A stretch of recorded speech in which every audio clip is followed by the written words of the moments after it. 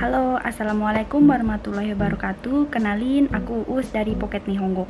Nah, hari ini aku mau ngejelasin sama teman-teman semua tentang hanko atau ingkang.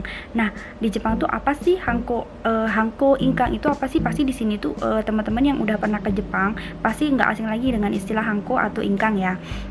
Nah, nanti saya mau kasih contoh ke teman-teman gimana sih bentuknya hanko itu kayak gimana gitu.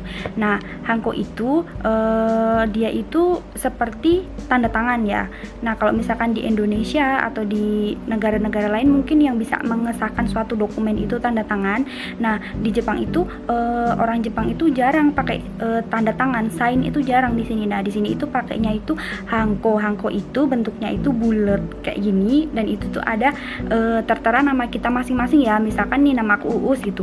Ya berarti di situ ada tulisan aku Uus gitu. Nah, itu bentuknya bulat. Nanti saya kasih tahu ke teman-teman bentuknya kayak gimana.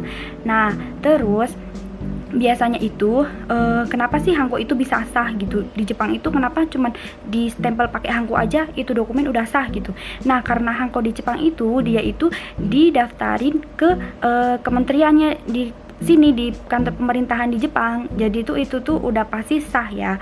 Dan orang Jepang itu semua itu nggak ada yang nggak punya hanko, pasti mereka itu semua punya hanko gitu.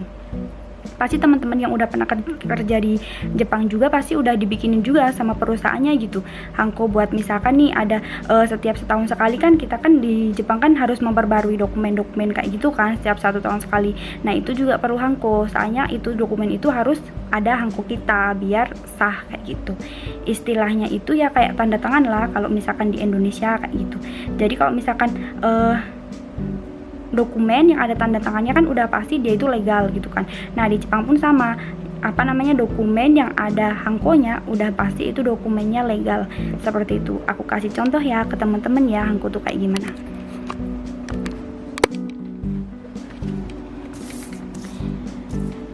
Hanko tuh kayak gini ya, agak nggak jelas kalau dekat. Nah, ini tuh ada nama aku ya teman-teman, namanya Uus.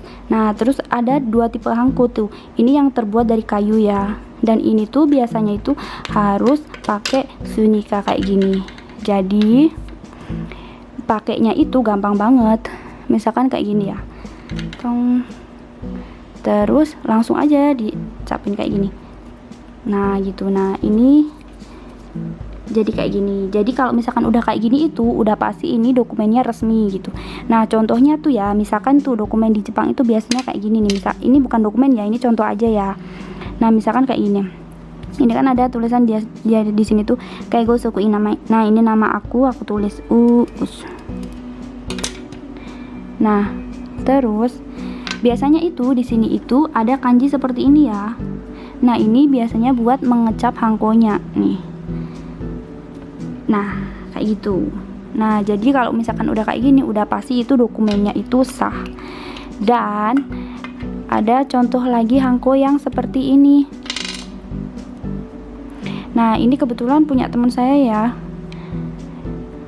bukan punya saya. Jadi dia itu nggak perlu totol pakai ini. Jadi dia cukup diginiin aja, ditekan aja. Nah, udah langsung jadi kayak gitu. Jadi ada banyak tipe hanko ya. Ini terbuat dari plastik dia, dan punya saya ini model dulu dia terbuat dari kayu. Hai.